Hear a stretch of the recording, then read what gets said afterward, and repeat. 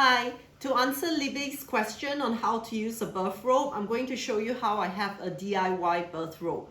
So I have a TRX here, it's a door stopper. If you don't have this, it's fine, you just tie a knot in your rope and it's attached to a carabiner. And I have a pretty long Rebozo. This is 4 meters long because I have a high ceiling.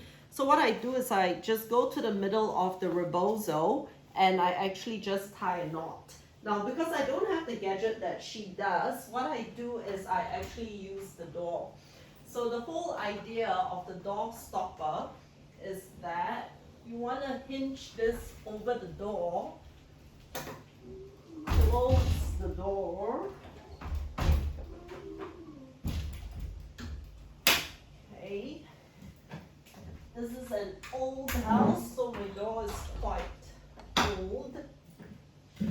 And this becomes the birth rope. So similar to whether you use a gadget or whether you do a DIY. The reason why I prefer to do it this way is because I don't know the height and size of the mom. So if I do it this way, I can adjust to her accordingly, depending on whether she's standing, sitting, or kneeling, or using it as a squat position. So how I adjust is that I'll just tie 2 knots, 3 knots entirely up to you kind of thing, okay? So the idea then is in whatever position that the mother is choosing to labor in, whether she's standing, sitting, kneeling, or doing a semi-squat, that she will feel supported in between contractions for her to be able to rest. And during contractions, it becomes a sense of support. And so let's talk about standing. So she could be standing this way. So from a side view, it's going to look like that. And she could be hinged over. And usually then I would encourage the birth partner or someone to be there so she can just lean in between contractions. And when she's having contractions, she can choose to do whatever she wants to do, rock her pelvis, etc. Now she could do it the other way around as well, which is hinging back.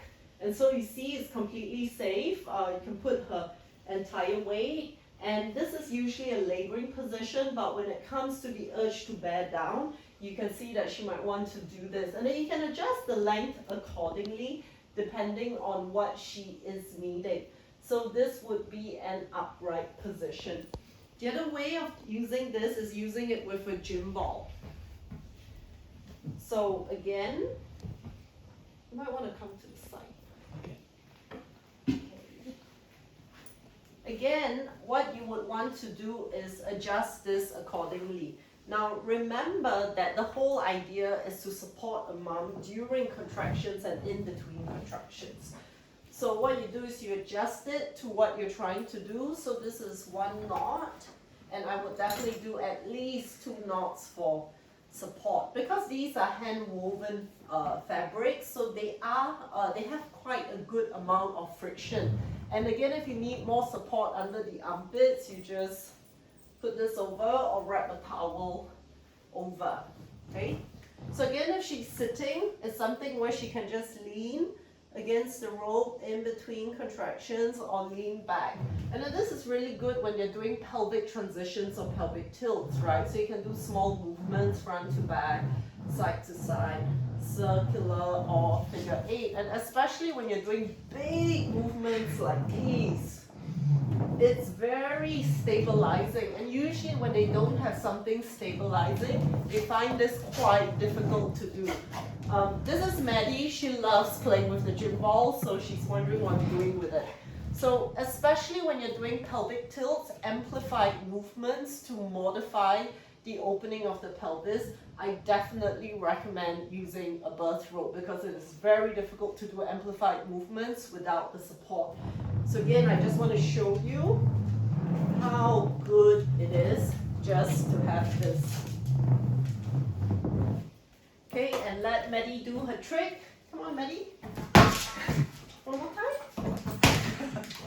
Okay, so now we talk about other positions. This is also good as a squat. So you can have the mother holding it this way, or you can tie it behind her back. And this time you want it to be slightly lower. And you just adjust it accordingly. to the point where she can actually squat. And you see that if she wants to do something like the arch back squat lunge, it's a really nice way of getting that support using a birth rope rather than trying to do it on her own, because she can hold it there. And it can always be used the other way as well, right? So we're trying to do the arch back squat lunge, and she can arch this way. So that's how I would use the birth rope. Really simple. I think it's great if you can get the funds to buy a gadget, but if you can't, something like this is very, very easy. I hope that's helpful.